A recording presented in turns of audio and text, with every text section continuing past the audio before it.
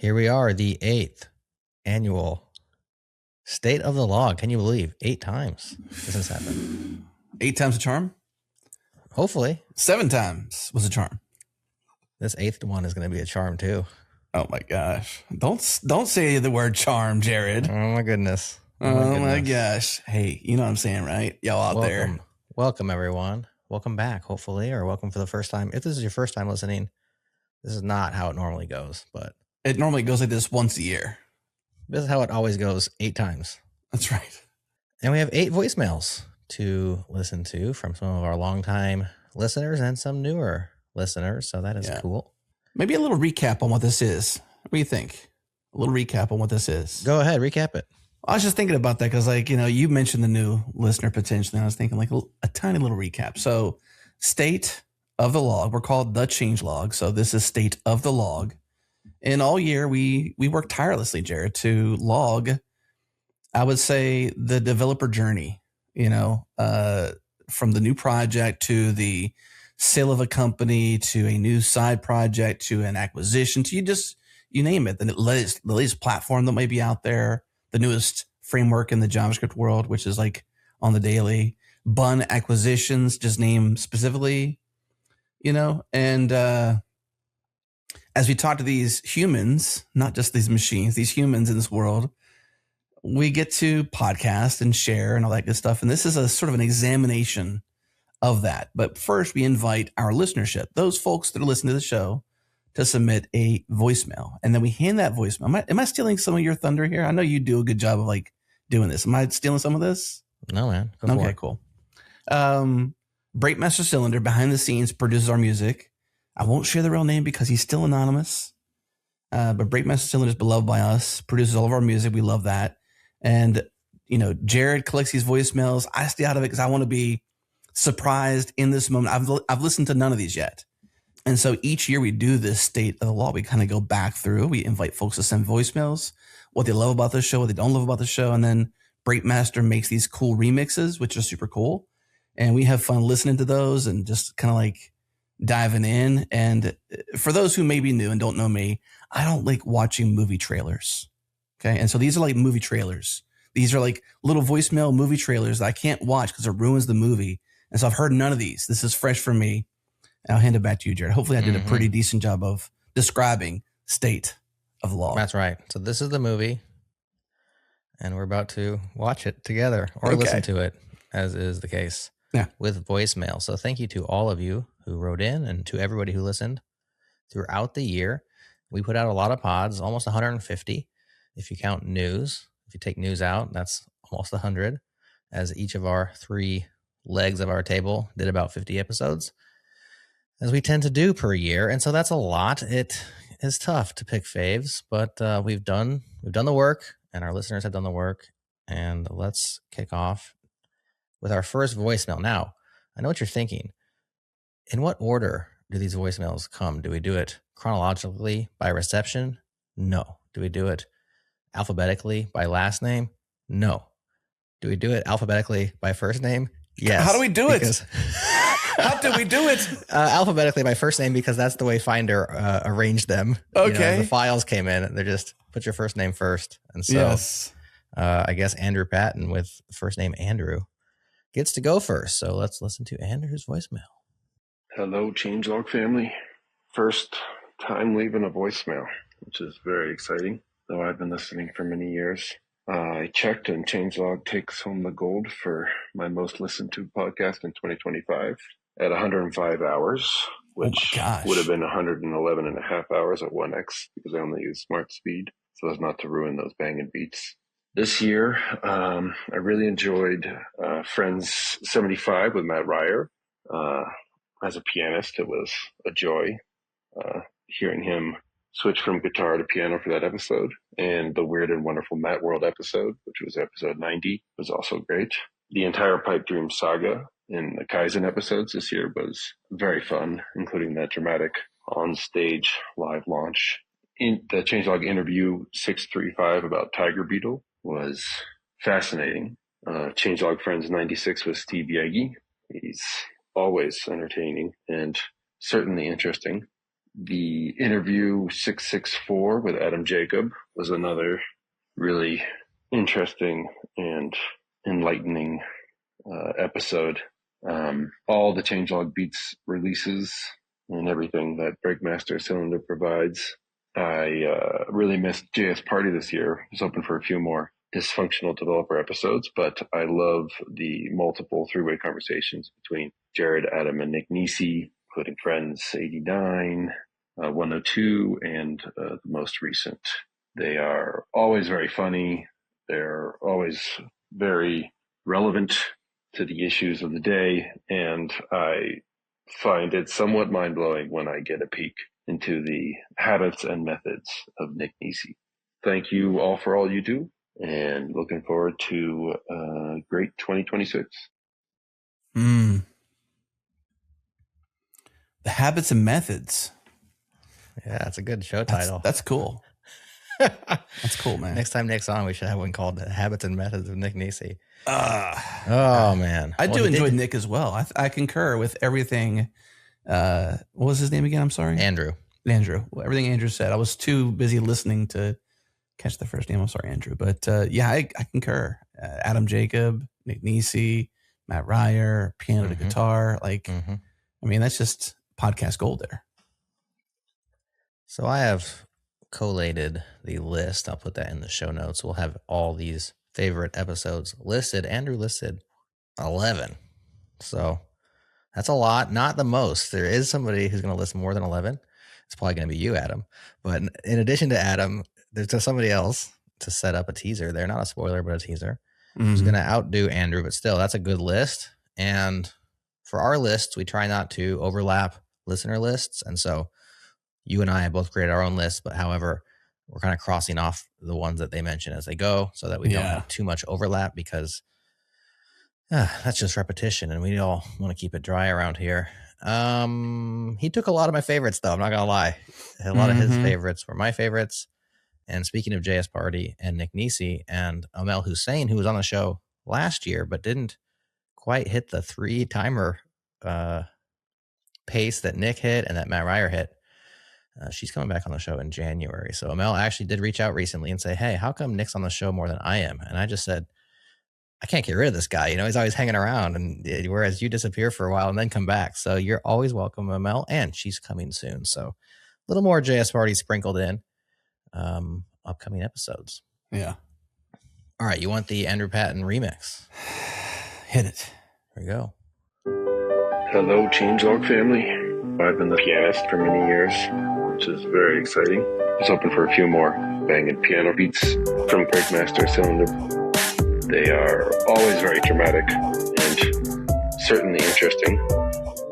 Looking forward to weird and wonderful 2026.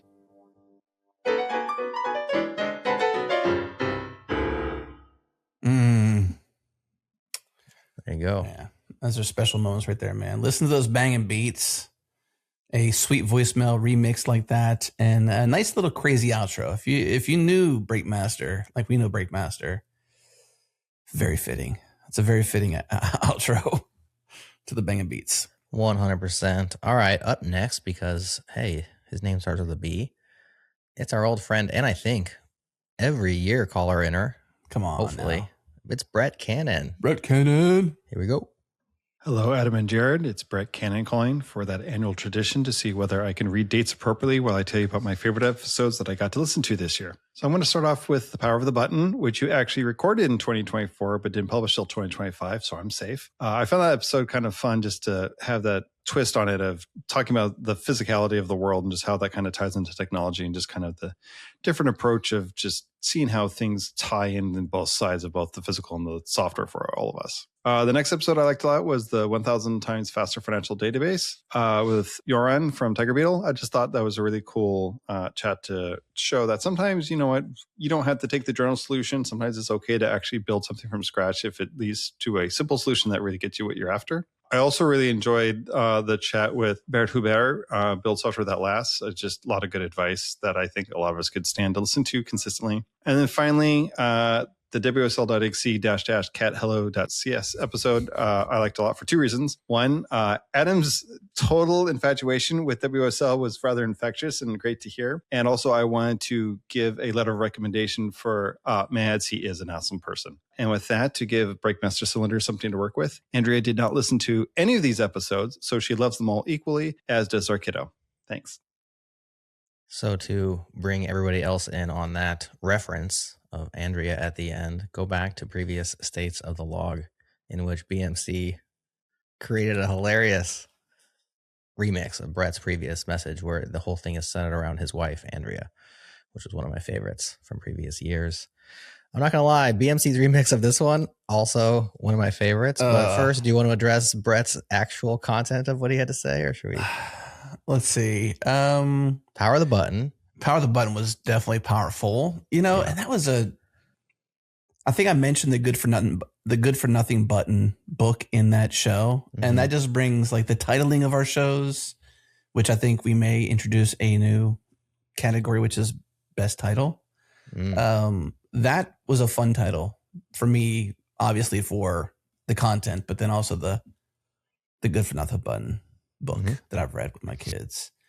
I don't know where the infectious feelings I had towards WSL went. I was going to say.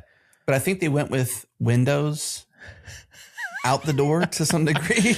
I'm such a wishy-washy operating system person. I can't help it. I'm a literal I would say an OS hopper, not even a distro hopper. You want to call it a sampler, but it's more of a hopper, I think. Yeah, it kind of is, honestly. I just want to love Windows. I just wish I would get it together. There's so much good stuff in there and just too much AI getting slapped around. Anyways, WSL is really cool though for Windows. Like I think if you are, for some reason, you got to be in that world where like you have no choice because that's where your platform is, your applications are, your company's at, then, it is what it is. That's what you got to do. I think WSL is the next best thing and super cool for that to be like embedded in Windows. So, I mean, that to me is a technological feat that I love. So if I had to be in Windows, I could only be there happily because of WSL. Right. Which didn't exist back when I switched away. No. And I think it's very cool that it does exist, but I just don't have that problem anymore. Can we address this title though? WSL.exe-cat hello.cs. That was your title, Jerod. That's right. You came up with that all on your own. And when you said it to me, I was like, ship it, man. Just ship it. We had a hard time naming that one because it was two interviews. And so it was the one about WSL and then the other one with Mads, is it Torgerson? I can't remember his last name, the current lead design on C#. And it's like, well, it's two different things. And I don't know, this and that. You kind of, what do you do? And then I was like, I don't even know where I came up with that, but I just thought, let's just send a command out there and say hello to C#, Let's just have WSL tell us hello. It's also been too long since we talked to Brett, and I feel like we've done ourselves a disservice with Changelog and Friends, missing that friend. Well said. Come back, Brett, anytime. Yeah. We will invite you personally soon, unless you email us first, and then we'll say, sure. Come on. Yeah, let's do it.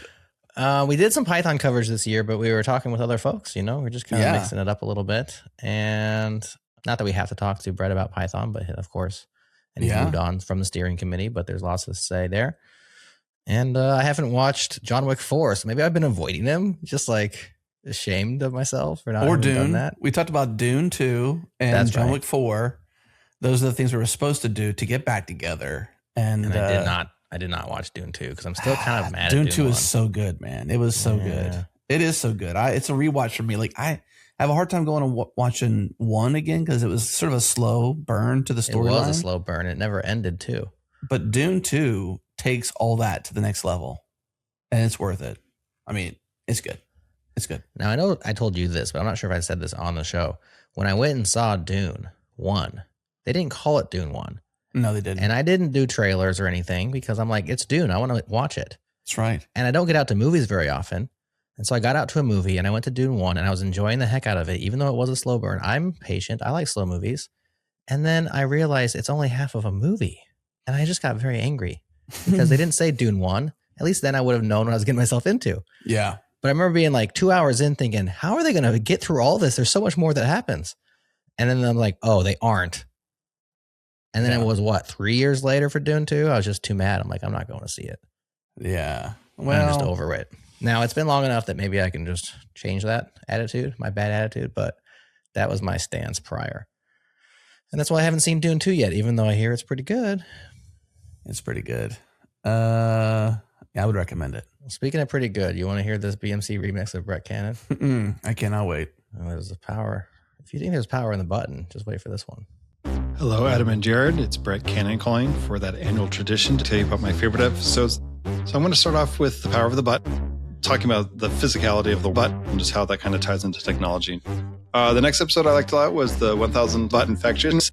I just thought that was a really cool chat to show that sometimes, you know what, you don't have to take the journal solution. Sometimes it's okay to actually scratch your butt if it really gets you what you're after. So I'm safe. And then finally, the kind of fun cat butt episode. Just a lot of good cat butt advice that I think a lot of us could stand to listen to consistently. Andrea did not love any of these episodes, but you know what? It's okay. She still is an awesome person. Oh, I hope you like that, Brett. Oh man, that's edgy. That's edgy. Do we have to bleep that one at all? Is there any bleeps there? I think butt is pretty pedestrian at this point. It was good. That was good. Oh my gosh, the cat. Oh gosh. I'm still 12 years old at heart. You know, a good butt joke just still hits me. Yeah. I'm just past a chest cold, and that made me want to cough some stuff up. Let's just say. Out of you? Yeah, it's kind of like it's percolating. It's percolating. All right. Next up, another longtime listener and first-time guest this year. It's Don MacKinnon. Greetings, friends. My favorite episode of 2025 was an early one. Terso is rewriting SQLite in Rust. One reason is I'm a sucker for people building in Rust, big surprise, but more importantly, I enjoyed it because I got to learn about the concept of deterministic simulation testing, which I found to be pretty fascinating. I always love the episodes where I get to learn about a concept that I haven't run up against before. Anywho, thank you guys for the podcast and looking forward to what you have lined up in 2026. Pretty cool stuff. Of course, we talk about that as well on the Tiger Beetle episode, but Glauber Costa from Terso certainly introduced it to both of us and apparently a lot of other people on that episode. So, yeah, that's part of what we do here is just kind of uncover techniques that other people are doing that you may not have heard of, and maybe they'll help you on your path. Maybe they won't, but just being more well-rounded while not having to work too hard, you know, just listen to a couple of doofs ask silly questions and you learn a thing or two.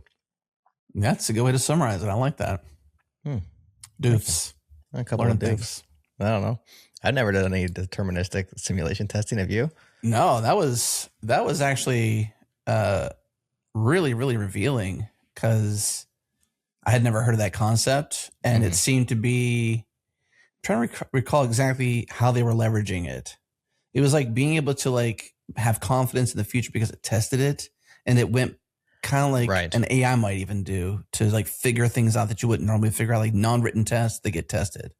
It's kind of like the unknown unknowns kind of thing, you know? Yeah, it's like a fuzzer to a certain extent. It's like a fuzzer for tests, but it was deterministic, and so it could be completely reproducible, whereas fuzzers generally will produce, you know, pseudo-random stuff. Yeah. It's reproducible, and therefore you get regression type of assurances as well. Obviously, I don't know exactly how it works. That's why we invite the experts on to tell us. You know, that's I should look into this more now that this is brought up because, as you may know, I'm working on this thing called DNS hole. And one thing I actually introduced was this thing called DNS hole chaos. And it was essentially like throwing chaos at this DNS server to like attack it and like make it push its boundaries. And so pushing different RFCs, different things around it that it is supposed to support and should support. And it's kind of like deterministic testing or this DST is like that. Is like, how can you push a system in a certain way and test its boundaries? That's kind of wild stuff. I should look more into DSTs. You should. DNS hole, do we have to bleep that? I don't know. Oof, I don't think so. All right, here's Don MacKinnon's remix. Greetings, friends. I always love the episodes where I get to learn about a concept that I haven't run up against before.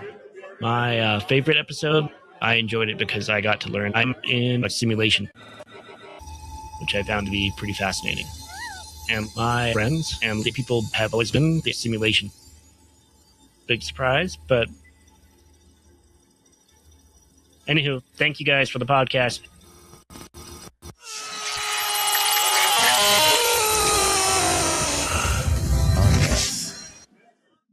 Into the Matrix. Great Matrix sound at the end there. Yeah. And then it's still going. Yes, just the little trail off in the crowd noise there. I was thinking, was that crowd noise crowdsourced from the meetup in Denver? Oh, wow. Because that's where BMC was with us. And I wonder if he maybe pulled out his phone and captured some sound and reused it later on for us. We should go ask. That would be a deep cut if that was the case. That would be a deep cut, like a well-planned deep cut. Like, I'm going to need this one day. Someday I'm going to mix this into something they asked me for. That would be really cool. And it turned out to be Don MacKinnon's simulation crowd. All right. Next up, we have Fernando, and his last name is tough because he's from Brazil. Bevilacqua. I don't know. He'll say it, so he'll get it right. Here we go. Hey, Adam and Jerod. This is Fernando Bevilacqua speaking all the way from Brazil. I've been a long-time listener of the pod since 2015. My favorite episodes of this year were Flowing with Agents, episode 658, and Reaching Industrial Economies of Scale, episode 632, both with Byung Liu. They were very insightful about the usage of agents in the everyday activities we have with software development. And I think they give us a glimpse into the future of how software development and how the technology in the field will evolve. Last but not least, episode Solving the AI Energy Crisis 652 with Greg Ozuri. That was a very interesting talk about politics, about infrastructure, about how to grow AI in a more practical way, not about just technology, but how to build the real world, the physical things we need to sustain this kind of advancements. And I just want to say that it took me 10 years, but 2026 will not only be the year of the Linux desktop, but it will be the year that I will become a Changelog++ subscriber. Hard-earned money will be shared with you guys. I've been following you and really admire your work, and I want to support the creators, especially in this sea of AI slop. I really want to see people with critical thinking and making the good questions and intriguing thoughts and making us reflect on the path we have to follow. That's it, guys. Keep on rocking, and thanks for all the pods. I don't know about you, Jerod, but that's why we do it, man. Right there. Oh, yeah. I mean, who could have said it better? Like, in an age of AI slop, we are the critical thinkers. I mean, maybe not me and you necessarily, but right. So by proxy, of course. We talk to the critical thinkers. Yeah. That's right. That's cool, man. All the way from Brazil, too. I mean, like, that just shows you how big the world is and how big the reach is for an MP3 on the internet, dude. Like, that's wild. Yeah. Super cool. Thank you, Fernando, for writing in. Digging the Byung Liu episodes, of course. There's one of your critical thinkers there. Always worth talking to Byung about what he thinks, where the world is going, and some of where he's making the world go by the efforts they're doing there at Source, Graph, and AMP. And of course, solving the AI energy crisis. That was, I think, one of our more controversial episodes of the year. Yeah. Probably created one of the longest threads in our Zulip channel because people began to debate and discuss the merits of AI and energy and politics, and it gets a little bit drawn down some political lines because of people's approaches to these things. But I liked Greg Asuri episode because he cracked me up a couple times, like when he put on the glasses, and like that was funny. He's doing some really cool, weird stuff with his house he's building. Just very interesting human with interesting takes. And decentralized AI training and inference. I don't know. Now they're trying to talk about space-based stuff too. Not Greg, but the AI hyperscalers are both Google and XAI, and I believe Bezos has to be talking about it because, he's into space as well. Yeah. We're talking about training models in space, and I don't know, that's beyond my pay grade. To me, it doesn't seem like a very smart idea, but they seem to think it's going to be better. Mm-hmm. Maybe you're closer to the sun, so you get better solar power or something. But anyways, we can talk about that some other time. But I got some ideas there. You want to talk about them? You want to? Just briefly. I mean, it would make total sense, right? One, it's cold. Well, it's a vacuum. You don't have any air movement.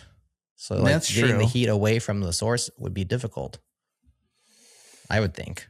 I guess you have some sort of out and into a space. I don't know that part, but definitely unfettered access to the number one energy source nearest to us. Yeah, closer to the sun makes sense, but you have to move the data up and down as well. Well, that's true. And well, then, maybe you can like seems tough. Like you get a bad GPU, and it's like, dang, we got to send another rocket up.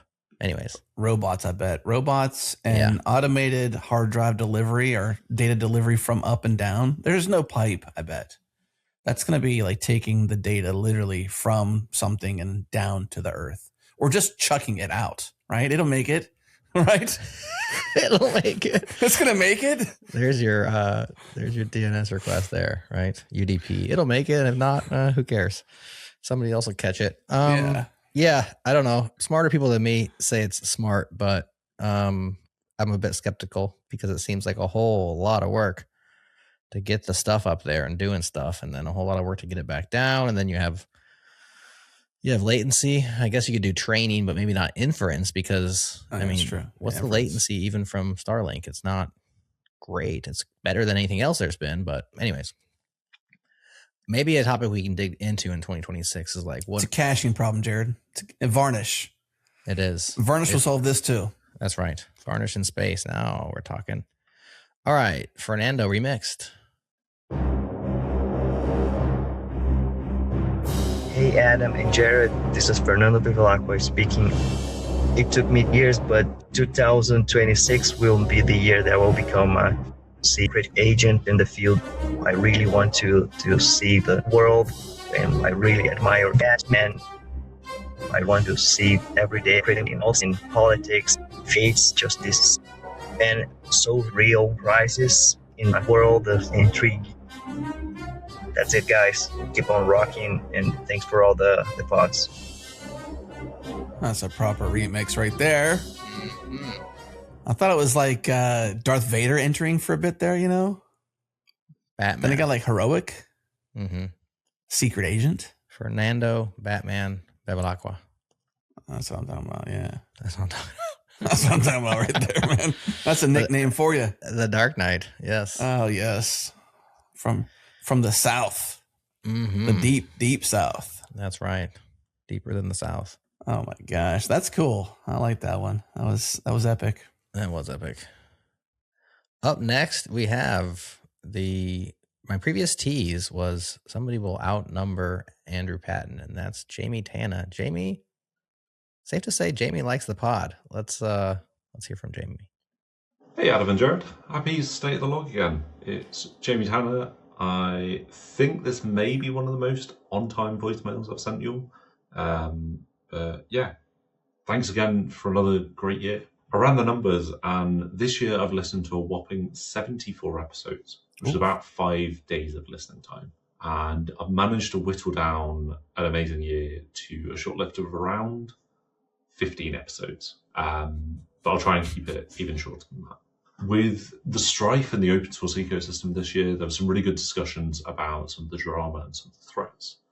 Some of the really good episodes around this were Feross in Change and Friends 111, Mike McQuaid and Justin Searles in Change and Friends 113, and a related discussion with Andrew Nesbitt and the excellent work he is doing with ecosystems in Interviews 665. I've also really enjoyed what feels like an increase in levity this year, and especially some of the conversations with your friends like Amal in Friends 86, Dan Moore in Friends 78, Matt Raya in 75 and 90, and a whole lot of other Friends episodes. As ever, things like Hash Divine and Friendly Few game shows have been like really, really great. And I've really enjoyed them, especially even like being in my own this year. and participating myself was really cool. I also really enjoyed some of the deep dives you'll have done into things like different folks' blog posts. So, for instance, Friends 81 and the interview you had with Sean in interview 666. As a little bit of an AI skeptic, it has been really interesting digging into some of the interesting cases of AI without a lot of the hype that you'll have done. So, in particular, things like the interview with David Crawshaw in interview 629, Nick Nisi in Friends 88, 102, and 120, and Adam Jacob in interview 664, and Steve Yege in Friends 96, and also Torsten Ball in interviews 648. Finally, I want to again repeat that it's been really nice just having a few episodes of just the two of you, just chatting about stuff. Not necessarily even about the tech, just about life and movies and stuff. It has been really interesting and yeah, a really nice balance between different things. So thanks for a great year and here's to another. Thanks. Cheers, Jamie. That was awesome. Yeah. Thanks, Jamie. That's very touching. I mean, just to think about that, like he's not only a listener to that level, 5 days of listening, but he took the time to go through, to retrospect. He did what mattered and made a comprehensive, well-articulated list and then shared it via voice to us. And then it's going to get remixed. I mean, like that's spectacular. That's spectacular. Yeah. I mean, honestly, Jamie's list pretty much could have just been my list. Like he hit on a lot of the ones that I would have done. And if he hit on, we were talking about doing 8 to 10. I think he got 15 or 16 in there. But to add a little bit, because he was just going through like, Friends 111, interviews 665, to add a little bit of color to those. So he talked about the ones where we do blog posts. So interviews 666, that was Do Repeat Yourself with Sean Gedeke. That was recently, in which we had him on. And then there's another one, Friends 81, that he mentioned called Change My Mind. And this is where we used Chris Keel's post about development topics that he's changed his mind on over the last 10 years as a bit of a launching pad into a discussion that you and I had. Yeah. And about things we have and have not changed our minds on over the years. And so that's a little bit of what Jamie was talking about. Of course, there's many other references there, but what are your thoughts, Adam?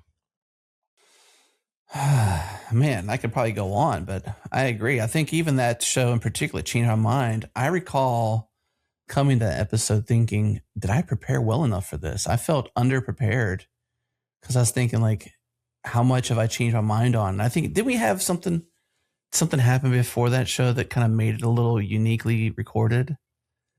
I don't know. I thought something happened that probably a cancellation of a guest is my guess. Maybe something.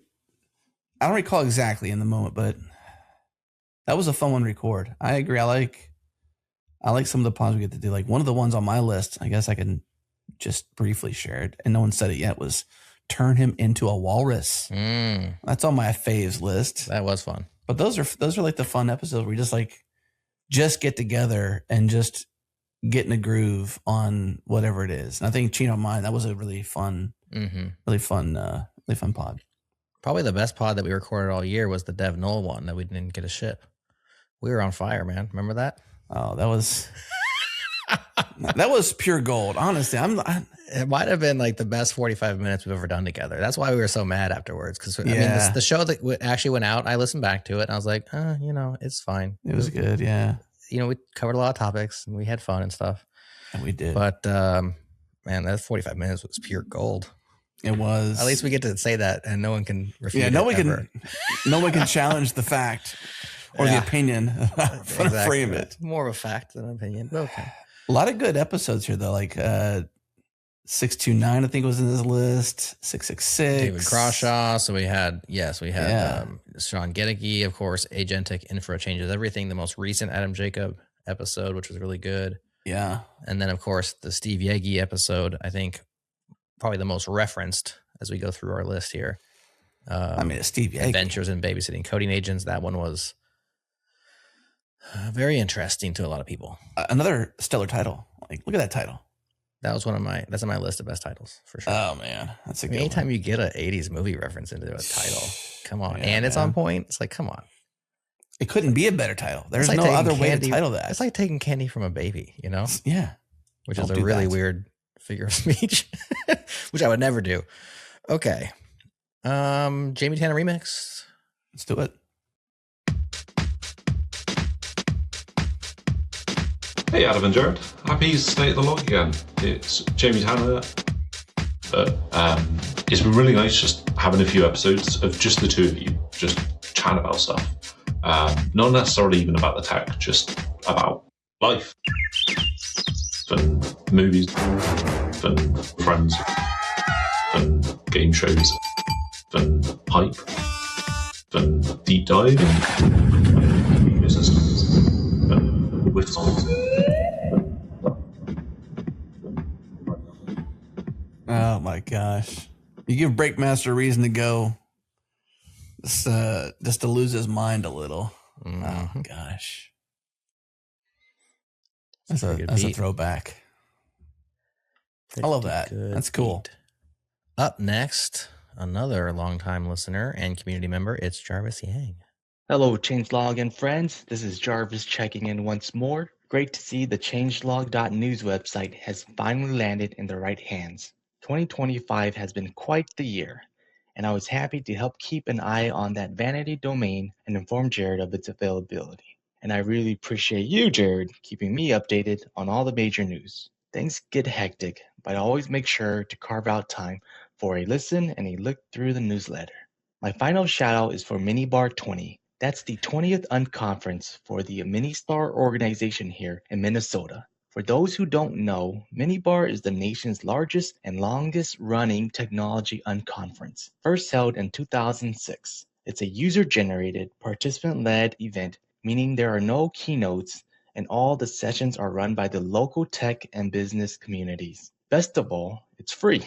Mark your calendars, Minibar 20 is on Saturday, May 2nd, 2026. Also, a very happy early birthday to Jerod's daughter, whose birthday conveniently aligns with the event weekend. See you all next year. Conveniently aligns. Do you hear a little bit of a troll in there? We were invited to Minibar. He thought it'd be a good place for our next live show, and I told him that we have a conflict that week, and so that's what he's referring to there. Okay. But for those who don't know Jarvis, he calls in every year, and he gives us shout-outs, and then he always gives something else a shout-out, most of the time some Minnesota-based organization, such as Minibar, which looks like a really cool event, actually. 20 years to throw an unconference. That's pretty impressive. Is it called Minute Bar? Minibar, like MINNE bar, like Minnesota, I think. Oh, yeah, that makes sense. Yeah.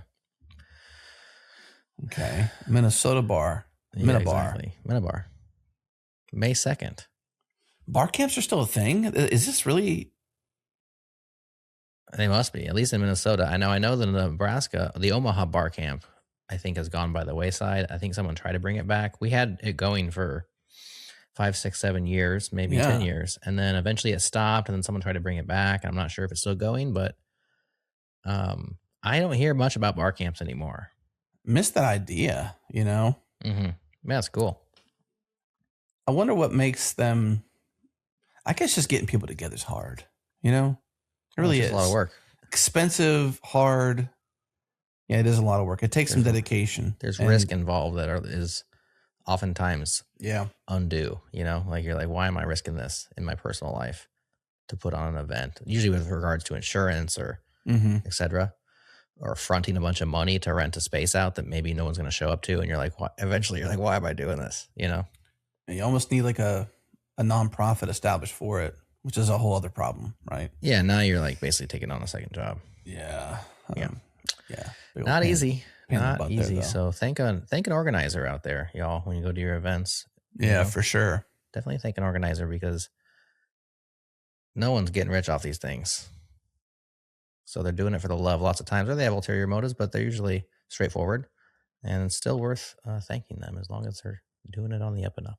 Just as maybe a slight mention to that, I was in the GopherCon channel in the Gopher Slack, and I guess there was some concern around timing, you know, because like people wanted a certain time of year, and it's kind of hard to do that. Moved. It's like August now, or right in the winter. They've had to move it to different locations and move it to different timing. And I just saw just a drive-by look.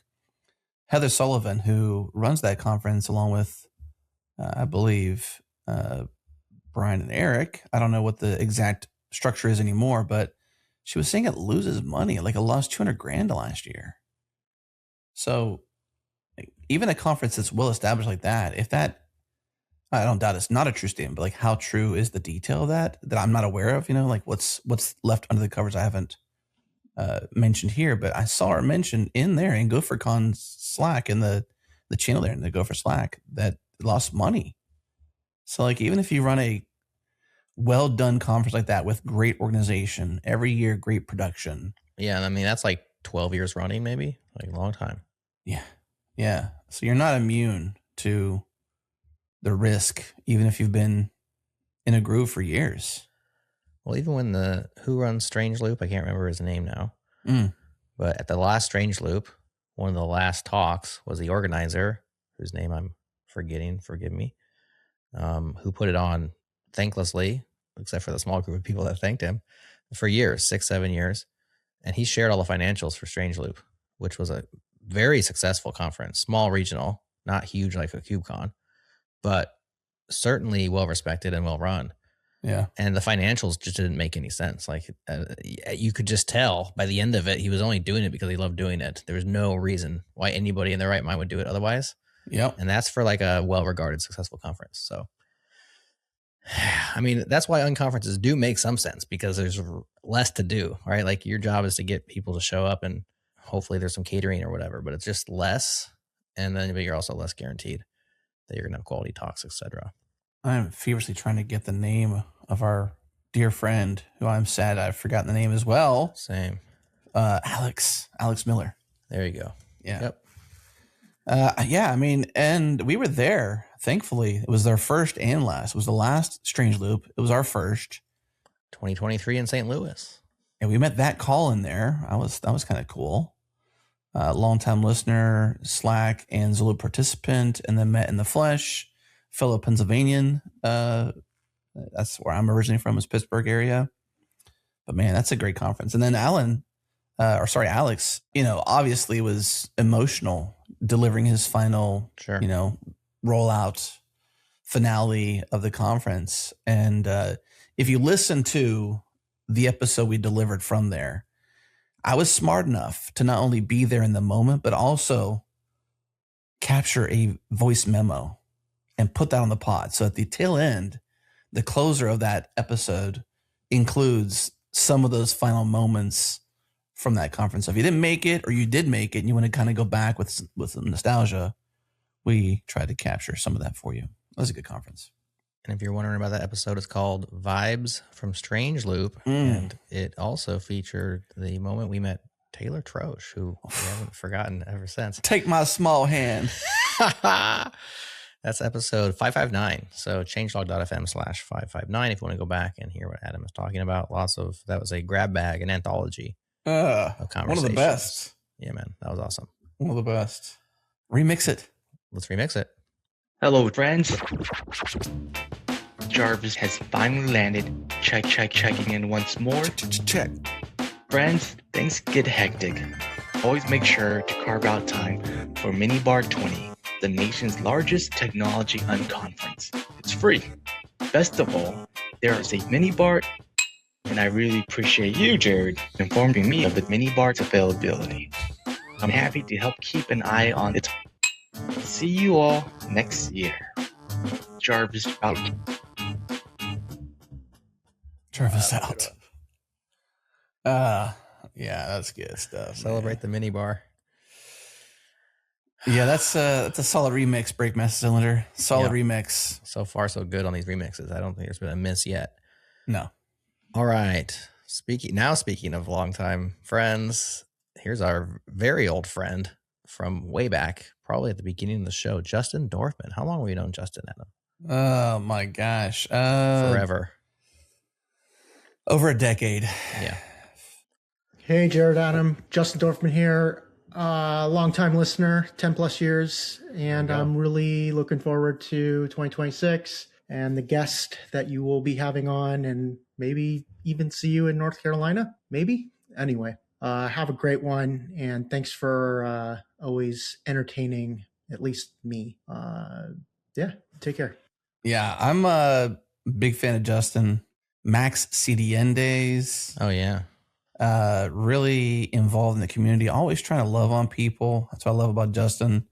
And I'm loving the work he's doing for SourceGraph. And I think by proxy, maybe AMP too. I'm not sure because of the divide now, but I'm loving his role and what he's doing for them and just kind of keeping people informed with what SourceGraph is doing, what AMP is doing. And he's, super awesome, dude. Mm-hmm. Always love to hear from you, Justin. Don't be a stranger. Hopefully we'll see you in North Carolina. Here's your remix. Hey, Jerod, Adam, Justin Dorfman here, long-time listener, 10 plus years. I'm really looking forward to 2026 and the guests that you will be having on, and maybe even see you in North Carolina. Maybe. Anyway, have a great one, and thanks for always entertaining me. Yeah. All right. Wow.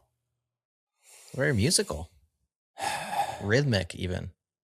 Very rappy. That was like like a little rap. Justin Dorfman here. Yep. Yeah, very rap like. Took me back to the 80s, man. That's like late 80s, early 90s rap. That was very much like Funkmaster Flex and stuff like that. Mm-hmm. All right. Our final caller, Nabeel Sulieman. Hello, Adam and Jerod. What a year it's been. This has definitely been the year of AI, and I do appreciate and count on your content to keep up to date with all of that. However, my favorite episodes personally are the ones around Home Lab, Kaizen, and Oxide. Those have all been great. But definitely, without a doubt, peak changelog for me was the meetup in Denver. It was great meeting you all and making several new friends along the way. And I mean, who would have imagined that we'd all go adventuring in the wilderness together with the mysterious Breakmaster cylinder and battle a whole bunch of rattlesnakes? It was definitely a trip to remember. Anyways, kudos to you all for another great year of great content. Take care. Merry Christmas. Happy New Year's. Cheers. And I'll see you on the other side of the year. Cheers to you, Nabeel. That was cheers, awesome. Man.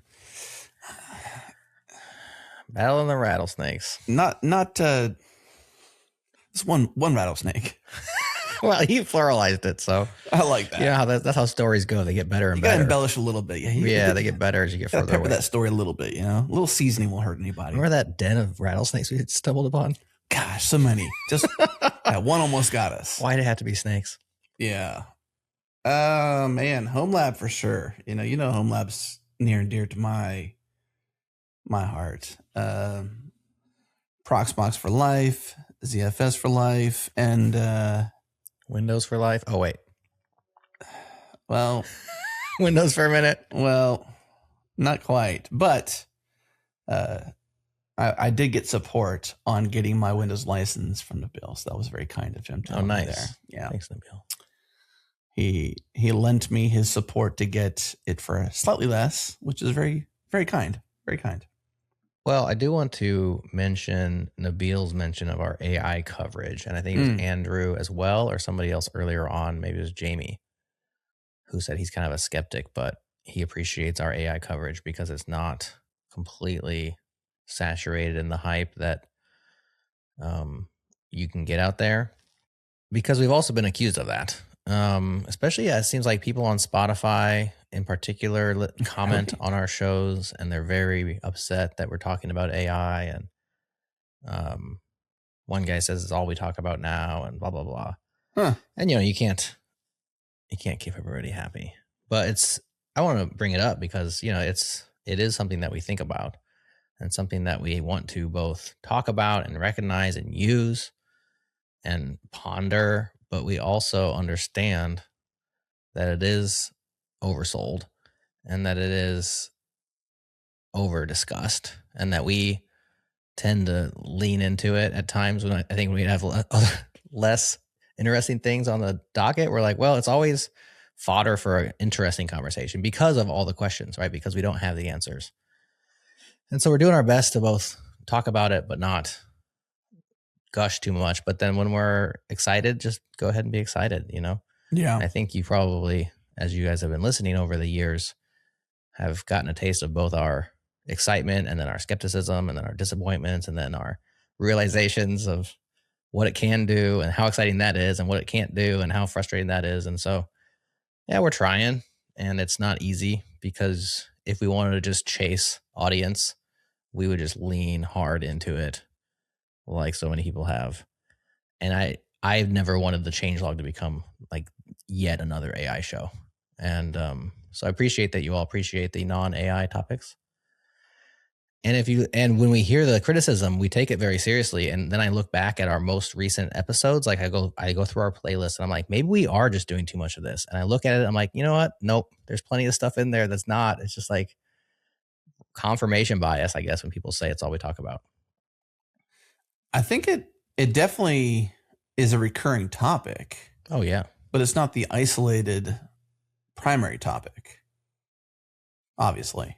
Of the show. Yeah. I mean, in certain episodes it is. Yeah. I think even like the show I did recently with Alex Kuchmar was that we were talking about the Linux rabbit hole essentially. Cause I didn't even play in that really. We just started talking about the fun stuff and that was kind of fun. And I think we were about 50 minutes in and he mentioned something he had done, vibe coding. And we talked about it on the podcast as well. I didn't even plan to mention it really. Yeah. So it wasn't like a topic on my mind, but obviously he laid down the spades. So we played spades. Well, just wanted to mention that we do think about it and we hope to bring somewhat level-headed and yet also keeping to the edge of what things are going on and not ignoring it just because it's AI, because I feel like that's also foolhardy. And of course, news talks about it all the time because it's so much in the news. And so if you want to keep up with it without having to actually follow the news yourself, of course, I feel like we've tried to be a good resource for that. But, opinions vary and mileage varies as well. Even my own mileage with the same tool I was using yesterday varies today. It's like, oh, I was so excited yesterday and then I hit a road block today and now I'm mad again, It's like doing two all over again. Because we're emotional beings. Well, let's get to Nabeel's and our final Breakmaster Cylinder remix. Peak changelog for me.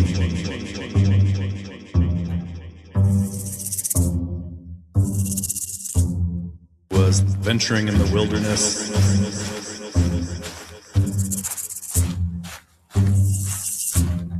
Together with the mysterious Breakmaster Cylinder.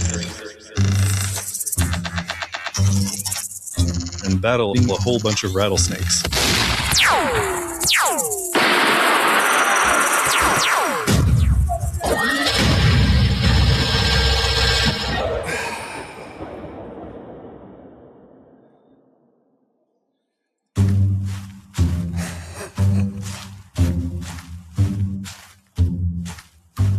a little trail off there. I love the footsteps. Yeah, I hope that ending means that we survived, After whatever happened, the climactic. Yeah. There was lasers. There was like a lot's going on there. Somebody got carried away. Yeah. Like carried away with their talent and then carried away with their unfortunate event, maybe. There was no speaking at the end and then walk away. So, I mean, we don't know for sure. Could have been a park ranger getting us out of there. And we're down and out. All right. We're done with BMC now. Thank you, BMC. Not forever, but just for this particular state of the log. Yes. And thank you to everybody who took the time out of your day. I know y'all are busy. I know it's asking a lot to record a voicemail and upload it through a form. None of that's easy. If we were SaaS entrepreneurs, we'd be failing, right? There's too much friction. Our conversion rates would be low. Yeah. But PLG is PL-G. All that to say, we thank you for going through that for us because it makes us feel good and hopefully makes y'all feel good too. Should we talk about our own faves now? Let's get to our faves. I mean, come on, enough of these people's faves. They don't know the real faves. The final chapter, the final segment. It's like if it was a story arc, this is the final act of the pod. That's right. How do you want to do it? You want to go first? You want me to go first? You want to go tit for tat? Let's go at the exact same time and talk over each other. We've been known to do that. I mean, Jason will tell you. Yeah. I don't know. I don't have a prescription. I'll take your lead. All right. Well, I have a list that was longer than I was expecting. 10. My list is 10 deep, and these are all 10 that have not been mentioned at all yet, which means I had a bunch of other ones that other people mentioned. And I'm just going to 10 that were not mentioned. And I'll start with the oldest. And that would be Interview 625, from open source to acquired with Ashley Jeffs. This was back in January, in which Ash told us all about Benthos and his journey to finding an acquirer for Benthos in Red Panda. And an open source success story in many ways, and also just a guy who cracked me up with the way he was. I mean, his mannerisms, the way he talks, his random contradictions of himself, like he would say left and then right, and he would stare at you, like he's just a funny person. I really enjoyed him. I try to get him back onto a Pound to Find because I'm like, you're just funny and fun to be around. Please come play games with us. And he respectfully declined, but to my chagrin, I really just enjoy that guy. And so that is my first fave, is from open source to acquired with Ashley Jeffs. That was a fun episode. Daddy Pig. Yes. That was a good one. Should I go now? Yeah, go ahead. Should I comment a little bit? I like that one a lot. That was a good story too. That was a fun story from acquired too. And he's having fun doing what he's doing too. I mean, he's taking care of his family. Right. Enjoying what he's doing. He's clearly pretty happy. Balanced, it seems. Remember how he sat on that chair? He had that chair set up and he's like, this makes me more powerful than you guys. And I was like, it's totally working. It is working. A funny guy. Okay, well, I mentioned one during the pod, so I kind of went first, technically. Right. Which one? Turn him into a walrus. Friends, yes. 87. This is when ChatGPT just got good at, like, Dolly 2 or something happened. Yes. Studio Ghibli was that. Right. And then it's actually, so that's permeate. Like, I loved the short or the clip. I'm not sure which one it was out there on the socials.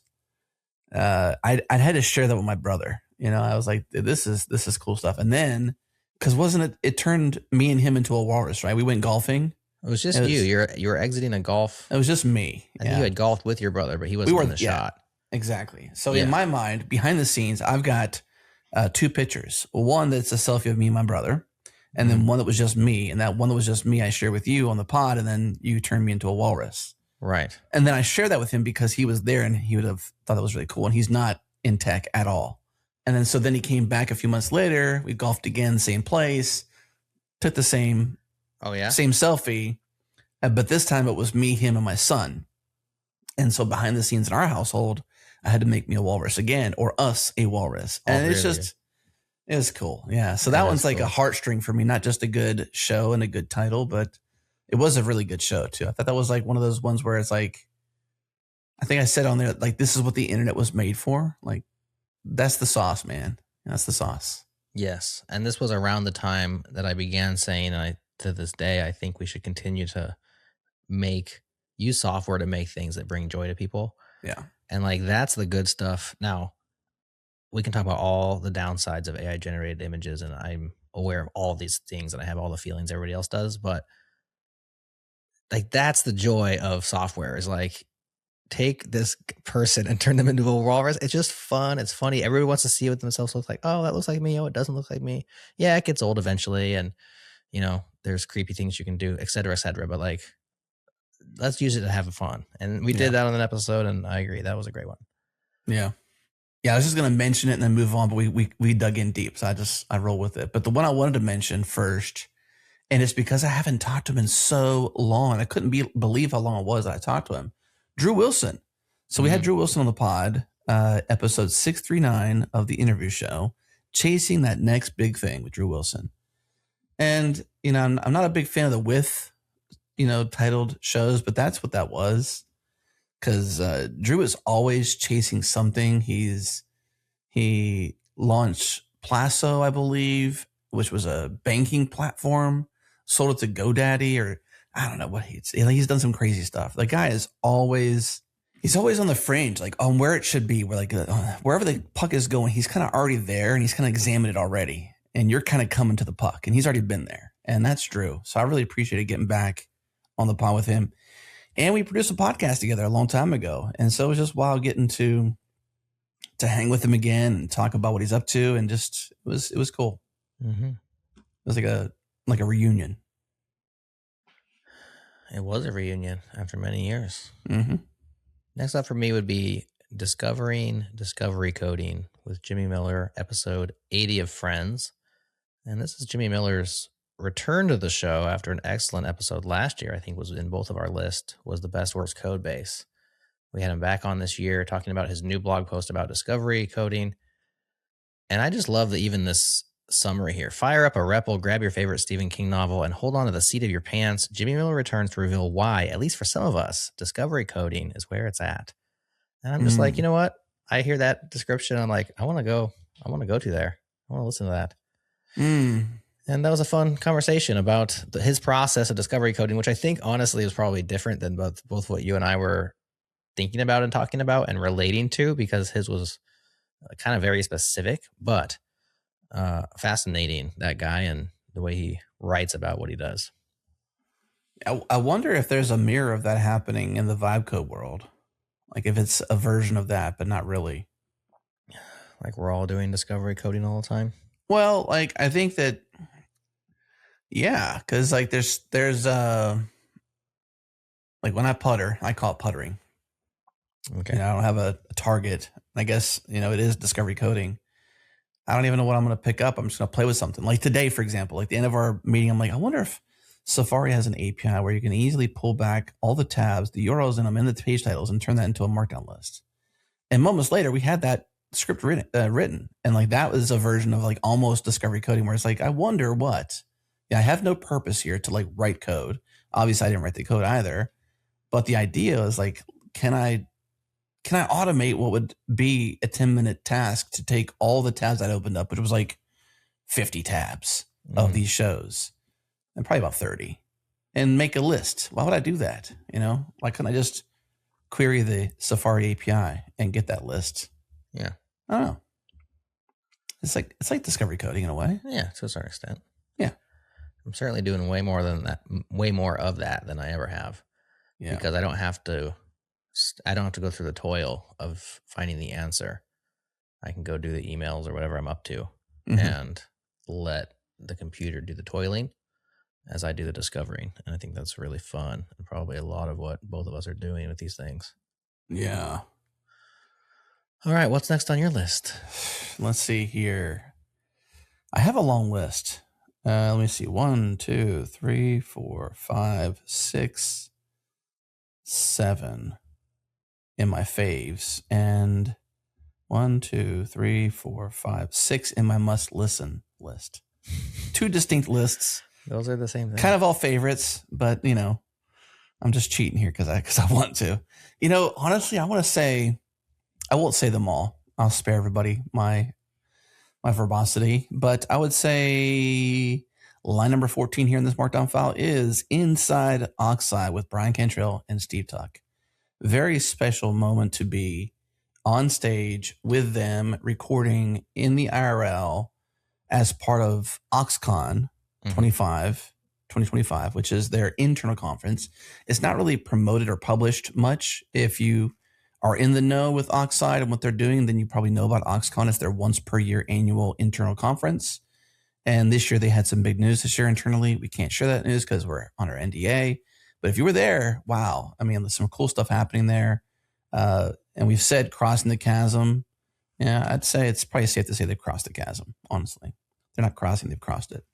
And just to be there with, I would say internet legends, like, wow, dude. I mean, such a fan of Brian and Steve, but then also to be in their headquarters office on their stage, podcasting about how they do materials, which is a crucial, it is the beginning of the DNA of their DNA for Oxide. It's how they hire. It's how they choose who to let in. And this process is so critical to their culture. And we got to just jam with them on their stage. And that was dope. That's about as dope as you can get, man. Yeah. Well, that one's on my list as well. So we teamed up on that one. And I agree with you. That was awesome. I thought it turned out really well. And it was quite an honor, you know? It's like we were their special guests. And it's like, why? I'm not sure why, but here we are anyways. Let's act like we belong here, you know? Imposter syndrome. Go, go, go. And it was lots of fun. Speaking of live on stage, let me bring up the other live show that we did. Now, we did have Nabeel mentioning Kaizen Pipely is live. That was Friends 105. And of course, we did that one live on stage. We also had Andrew mentioning that as well. The one that wasn't mentioned was the interview show that we did. So I wanted to give a shout out to that one. Live from Denver with Nora Jones. Interviews 653. You and I, Nora Jones on stage. Is it the best interview we've ever done in our lives? Probably not. You know, could it have gone better? Yeah, sure. Of course it could have. Was it still a cool thing that I'm glad happened and that all in all turned out pretty well? And I'm super thankful that Nora showed up for us in big ways. Yes. And so definitely a highlight for me was that particular episode, which is the other half of the show, which has already been previously mentioned as people's favorites. Yeah. Well, that's on my list too, man. Nice. The Nora Jones episode. I mean, like it's, I mean, the IRL stuff is fun, obviously. I mean, I love humans and I'm a non-transactional person. If you know me in the reels, which I think you kind of proverbially, you all listening know me through the airwaves and the video waves to some degree, you get a pretty good snapshot of who I am. And, you know, who I am here is who I am in person. Like I'm not a different person. This isn't an act. I can't act that good. You know, it's just who I am. You know, I'm a lover, not a fighter. I'll walk away from a fight before I stand there and fight around. And I just love to go deep with people and I love to serve people. And I love just to really relate and have relationship, not transaction and bye, see ya. So being able to be there with Nora and she accepted and she was from Denver and could easily do it. And it was just like, yeah, that was cool. And to do it on stage in front of a listening audience was cool. We got the stage lighting set really well, some orange and teal. I think it all worked out well. And that was I agree with you. It wasn't our best interview. What could have made it better though? I think what could have made it better was just like better monitoring. Like for me, she it was could hear us technical. better. Yeah. Because it wasn't the actual content. It was the execution of the process that made and a lot of my little desirable jabs that I do throughout the interviews, you know, just like random one-off comments that are there to have a moment of levity and whatever. She just couldn't hear them. And so like the crowd even kind of laughed a little bit. You and I chuckled and then she's like, what? And I'm like, it doesn't even, it's not worth even saying again. Like I'm going to feel like an idiot having to say this back. I shouldn't have said it the first time, you know? Right. So like those little things could have been better, but you know, whatever. Yeah. A lot of good stuff there, man. Is it me again? Yes, it is. Okay. Let me look at my list here and see which ones of the ones I've selected that I will share. I'm going to say two more, and I'm going to say the best for last, I think. And I'd say Charlie Marsh, Astral, UV, what they're doing for Python with Rust is super, super cool. I've been looking at the design even of the UV library in terms of like the organization of all the workspaces inside of the way that Rust composes itself in a directory structure. So cool. I mean, just really, they have different teams doing different crates and just like the autonomy in each one of them. Just such a really very verbose design. I think he even commented on that. But just what they've done for Python on the speed front. I'm a UV user. So whenever I install or mess with Python, which isn't too frequently, I'm reaching for UV over pip for those reasons. It's just fast. A lot of things to learn. And they're actually making a business around it. Like it's not just dev tooling for dev tooling's sake. They've built a business around it. They got a registry. They're doing even more stuff. It's really cool. It's admirable. Heck yeah, man. I'm a fan as well. I do think that was a good one. I'm going to give a specific shout out to a specific Pound to Find game. Now, we play a lot of these games. We've had our listeners mention them as a group. But if we were to just to name one from this year, there's been 3 Pound to Finds this year. One back in May, and then July, and then most recently, of course, we had our Tournament of Champions in November. But if I had to pick one that just cracked me up and had a blast, I would say it was the one back in May, Pound to Find, I'm Going Pants, with Angelica Hill, Matthew Sanabria, John Henry Moeller, you and I, of course, and the mysterious Breakmaster Cylinder himself, for a hilarious and crazy game of Pound to Find that had me laughing out loud as I listened back later. And so if you haven't listened to our game shows and you're wondering, how do I dip my toe in those waters, I would suggest Changelog and Friends 93, Pound to Find, I'm Going Pants, because that is a good one. What would that come from? What did the pants reference come from? Remind me. It was, I think it was either BMC or John who would select pants as the autocomplete. I don't know. It was an answer to a question. And I was like trying to get him to lock in, and they're like pants. I think it's BMC because that's just how he talks. He's like pants, and I'm like, are you sure? He's like, I'm going pants. It was that, yeah. Yeah, like I'm in the he's taking transcript pants now, spelunking, as an answer. so. Okay, cool. Yeah. Yeah, it was. It was actually one of the references. I think you said number 3, comfortable pants for remote working. I guess it was an option to select. Yeah, exactly. And he's like, I'm going pants. Oh, yeah. And then I laughed and I said, I love your conviction. He's going pants. All right. So that just became the show title. Those are hard ones to name, because how do you name a game show without being boring? And so I just named the game and I just picked some sort of sentence that somebody said. Of course, Props to Astronomer was also a good addition. That was with Changelog Plus members. And of course, the last one went crazy. Sheer Resistance, probably the most conservatively played game of Pound to Find. A lot of piling on. We're going to have to change the rules a little bit to just stop the pile-ons all the time. You guys all picking the same answers, man. That's the easy button, When in doubt, pile on. That's right. That's the closest I got to winning too, didn't I? That's true. Didn't I win in I won in plus somewhere too. One of these, that's right. I think. Yeah, I still haven't won yet. You won in the after show. These are, and I didn't even play my trump card here on this one either. I had the access to an LLM, and I forgot to do it. The game ended before I can I was like, when can I play my my triple word score? Come on, right? That's when I didn't. That's when they have the coach come in and pitch for you, Coach right, has to pitch, and then you just stare down a strike, and he strikes you out. You get struck out by the coach. That's what that is. Yeah, I know. I missed my spot there on that one. Yeah, I agree. Those are fun, unique styled shows. Not your typical podcast. We had an idea for a while, didn't we? It was like coding shows or coding dev game shows. It was dev game shows, but a long time ago, it was like code games, I believe, was the original kind of idea. Yes. And I think it was in Slack. We did do something in Slack, and I think you did it for a little bit, and it just didn't really catch on.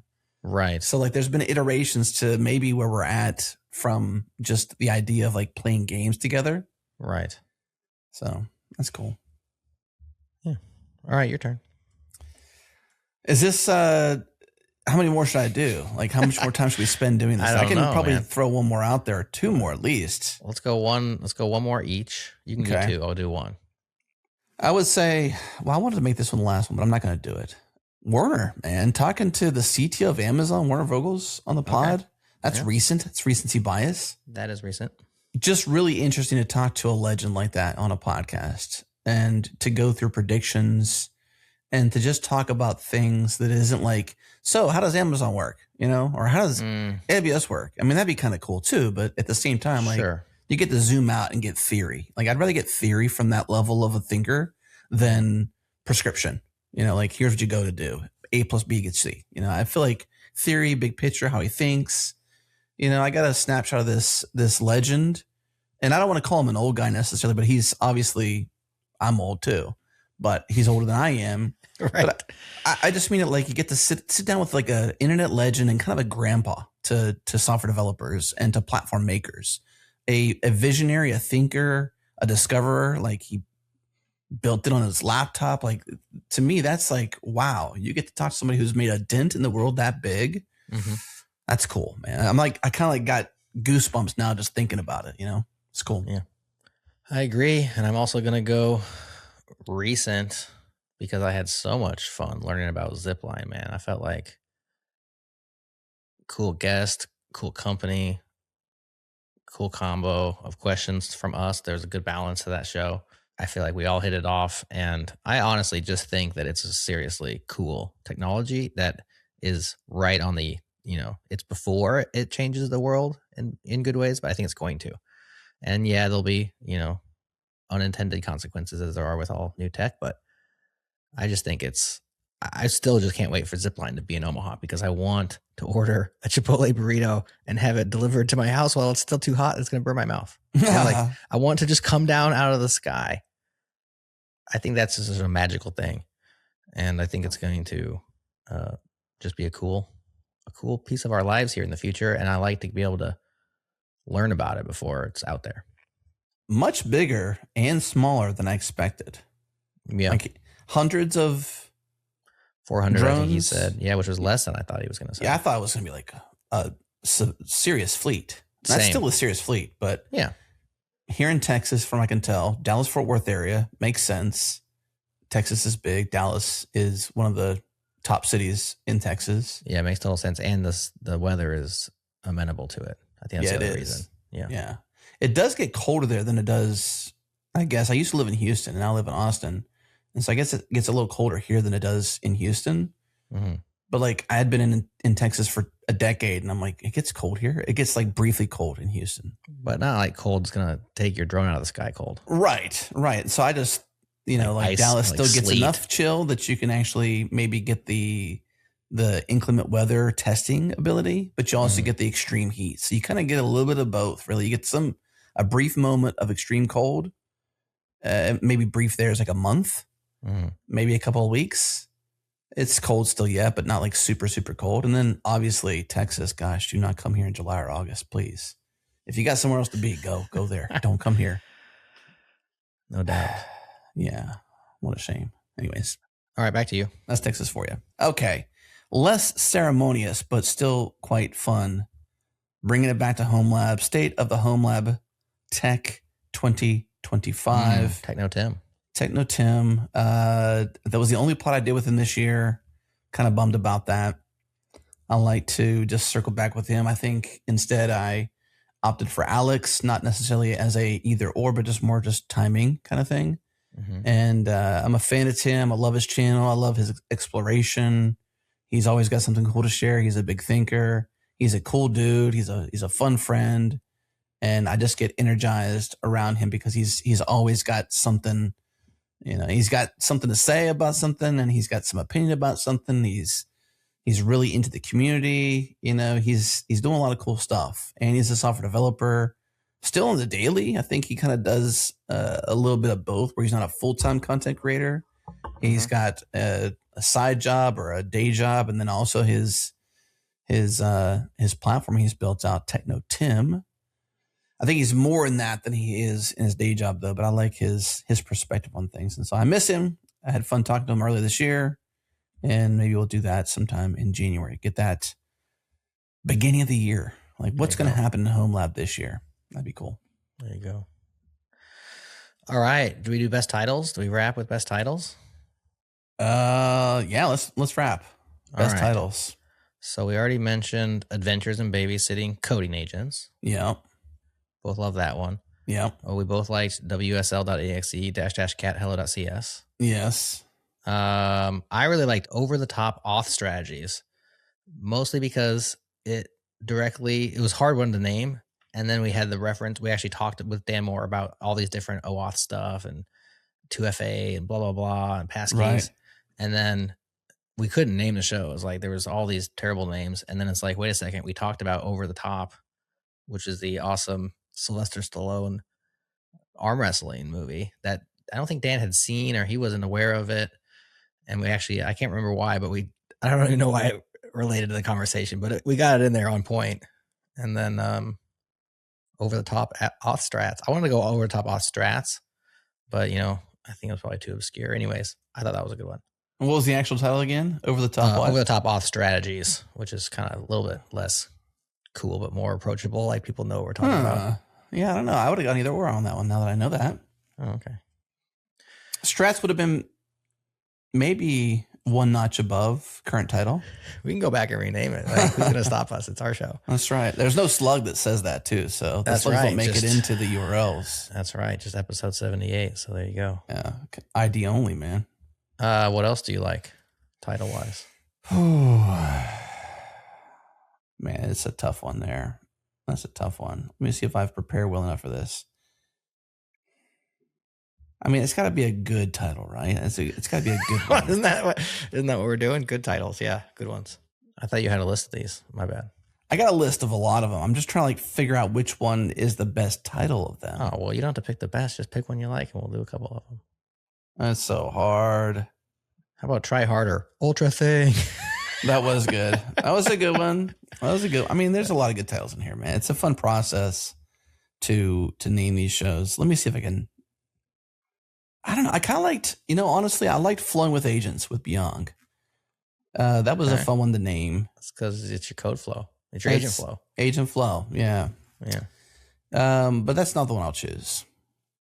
Oh gosh. Here we go. Dude, you ready for this one? You sitting down? No, you're standing up, aren't you? Standing up. Yeah. Line 44 from my markdown file. Refactored in Prison. Oh yeah. Yeah. I mean, title. Good show. It didn't make my list. It was a good show. It was a really good show. But the title, that's a good title, man. Like, Reformed in Prison, Refactored in Prison. Like, yeah. And then talk to somebody in prison. Yeah. Yeah. Good show. I could probably come up with better ones. It's more of like a sad letdown on best title from Adam, but Fair enough. Many to choose from. I can be here all day telling you. Oh, for sure. You know this. One other one I will pick, because it's another movie reference, was the episode with Justin Searles and Mike McQuaid. I had a hard time naming that one. It's about Ruby and a drama, and it's open source is not a career. But I already knew that was kind of Justin's title he was going with, because it was a crossover episode on both podcasts. And I couldn't think of anything. I think I sent you like 7 different things. I can't even remember. And then finally I was just like, oh, actually, you know what? I was talking with Justin about it. It wasn't you, it was Justin, because he asked me what I was going to call the episode. And I had sent him some stuff, and I just wasn't happy with any of the titles. And then I thought, you know what? This is one there where Mike at the beginning said, like, I got to be able to cuss on the episode. And I said, you can't cuss. I mean, you can cuss on our episodes. Fine. But you're going to get bleeped. Yeah. And that's why he's like, well, let's put it on breaking change. It'll be unbleeped over there. It'll be bleeped on the change log. And so the title, There Will Be Bleeps, I thought was a great, There Will Be Blood, of course, movie reference. Yeah. Also tantalizing. Like, okay, you're like, what? I'm not sure what they're talking about, but it's going to get spicy. I thought that was a pretty good title. It saved me from an otherwise terrible title. I had like 6 bad ones before. And then I thought, you know what? Let's go a different direction. Yeah. Sometimes you have to be a little out there in your thinking, but spot on just as well. What a good movie, though. There Will Be Blood. Oh, man. Daniel Day-Lewis, man. He's the method actor of method actors. He is so good. His co-star in there was really good, too. Yes. The kid in the end, he's not a kid anymore, but at the time he was younger. Dana something, or I don't remember. I don't know his name off the top of my head, but fantastic actor. Just a phenomenal movie. And I think I heard that he got swapped in like 2 weeks before filming started onto that off of somebody else. Fact check me, or somebody else can afterwards. But I heard that, which would be amazing to know that he actually swapped in late, because his performance is top notch. Spot on. Yeah. His name is Paul Dano. So you're pretty close. Dano. Yeah. I was like, what did I say? Dave? Dan? Dano is something. Yeah. Dana. That was what I was saying. Yeah. But yeah. Paul Dano. Yeah. 2007. This movie came out. So not recent. Takes place right there in Texas, doesn't it? I mean, it's all about oil. I don't know if it's in Texas. I don't know that It might be. I assume it is, but it might not be. I don't know if it's clear what the setting is. If it's in Texas, it probably is in Texas. I mean, where else would it be when it comes to oil? It's like the Wild West oil trade. It's got to be Texas, right? Yeah. What a ruthless silver miner turned oil prospector. Exactly. That's the way to open a movie right there, man. Go watch it. It's in 4K. If you got a theater or if you got yourself a Plex box, go buy it on Amazon or steal it if that's what you do. I don't think you should do it, but that's your advice. No, I just heard that a lot of people are bypassing. Well, it kind of goes to the fact that you can't get physical media anymore, No. And so if you can't get access to the physical media, I mean, what are you going to do? Yeah, I mean, I guess the only option would be to steal it, I guess. Yeah, steal it. I'm not suggesting you do that though. My recommendation is go and buy it. Take yourself and get yourself Make MKV, pop that in there, and then rip it to your Plex, and then keep it forever. That's what I shall do because that is I think I actually own that movie. I don't own it in 4K though. I think it's in HD. Yeah. Take that out there on the bird pile, HD, good for nothing. Honestly though, if you watch HD versus 4K HDR back to back, side by side, you'll know what I'm talking about. The sound is different. The visuals are different. And in fact, one of the things I use is a way to gauge if I'll buy the 4K Blu-ray or not is I'll go to blu-ray.com and they do phenomenal reviews for when a film makes it to 4K HDR. And they'll talk about the picture and the sound and it scores it. They pull out stills and frames from it. It's really well done. Really great site. Nice. And it's what I track to know like new releases too. Cause like being as old as we are, there's films back in our day basically that are now coming to 4K. Right. And one of the ones I just watched recently was Terminator 1. One. I mean, like take a film that was never intended for 4K. I can't say that really, but like who knew the future would exist, right? In the past. That's just how it works. But this film is funnily CGI, like so bad. So bad. And it just screams through CGI even more when it's crystal clear in 4K. Like what stuff is CGI when he gets like his skin blown off and you can see the metal underneath and stuff? Oh yeah, like you can tell it's a puppet. It's so nasty. Oh, like when he's looking at himself in the mirror. Right. Like on one shot, it's clearly an animatronic. I mean, just like the whole thing is animatronic. So it's almost better in low res, you can't see. Yeah, it kind of ruins it. It really does. I mean, if I'm being honest, if you don't like going to an open casket funeral or something like that, man, that's kind of what it is. Okay. That ruins the movie in a way for you. Right. Don't do that. Don't do it. Get the 1080p, I mean, I guess in that regard. The 720p, go back on DVD and just stretch that sucker. You'll never know. You know what I thought about doing though, Jerod, was this, man. So I was like, I'm going to go buy. I'll reveal the deep cut here. Okay. I was going to go onto our favorite place called eBay and purchase a VHS player and RCA that to my receiver, not optics, nothing like that. No HDMI, RCA, the red, the yellow, and I think the white I think brings the audio, mono audio. And the film I wanted to get, what was provoking me to do this was Cutting Edge.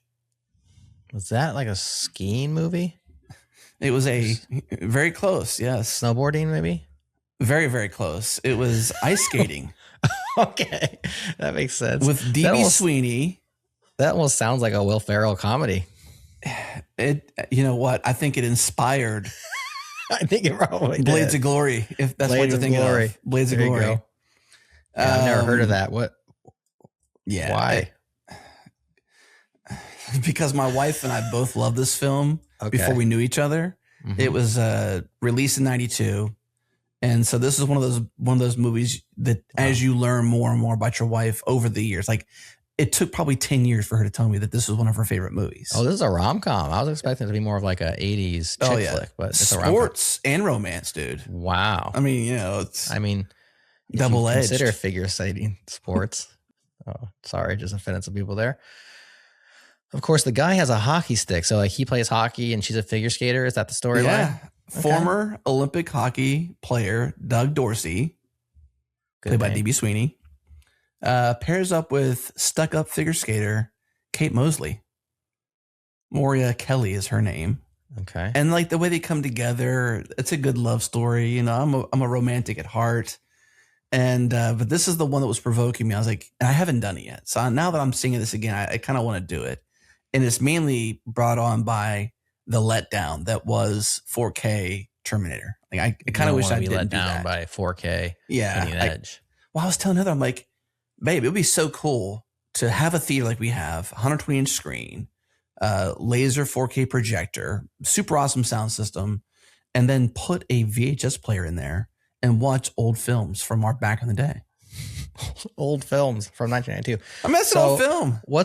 Now it is. You're right. Yeah. What's the worst that could happen though? It's not like the kiss scene they cut to like a mannequin or something. Like there's no CGI in this. Not in that one. Yeah, that one there's gonna be fun. Like I thought for the nostalgia, because I know when I watched it originally was probably VHS. Oh yeah. So go back to the roots. You know, it wasn't on DVD. Then you should also go one step further and get one of those auto rewinders so you can rewind all your VHSs, you know? Oh, yeah. Put it in there. Sure. Be kind. Rewind. Be kind, rewind, man. Be kind, rewind. Yeah. So there you go. Yeah, I'd probably skip Terminator in 4K unless you just have to have the nostalgia. It was laughable, though, man. So I'm going to watch Terminator 2, and I'm hoping it's not a ruin. Yeah, I think that one will do better. Some films, though, are just amazing. Like Alien. Like the Alien series, Aliens. Those are two distinct movies. Aliens was second, Alien was first. Right. A rare example of a sequel being better than the original, perhaps. Yeah, for sure. And like Aliens, there's a lot of talk like don't go and watch it because it's so crystal clear now. It's so good. Like it almost ruins the original grunginess of it. Weird. But they kind of introduced it in the process. So it's clear, but it's also grungy. I think it's good. You know, personally, that one didn't have a lot of ruin for me, but Terminator was kind of funny, man. It was kind of funny. That's what you get. Grab it at the end, y'all. There you have a little bit of movie hour there at the end. Awesome. Well, there you have our list. Check the show notes if you want to click through to any particular episodes. Otherwise, have a great holiday and New Year's and end of your year, and we'll see you all on the other side. You know what? Actually, I'll throw one more thing at the end. I think you'll like this. There was a mention in Zulip to talk about the longest running Zulip thread from an episode. And I think we should have the folks listen to this. Like if you didn't get a voicemail in, you can still get your word in edgewise. Go to Zulip, changelog.com/community. Hang out with us there. Comment on this episode, some of your favorites. Straight up conversation. If you've got some downtime during this holiday, maybe throw some notes in there and hop in on this episode in Zulip and comment on your favorite episodes if you want to chime in. Or your favorite 90s era rom-coms. Or your cutting edge. Whatever your cutting edge is. Let's share it. Yeah, what's the cutting edge to you? That's a great question. All right. Bye, friends. Bye, friends.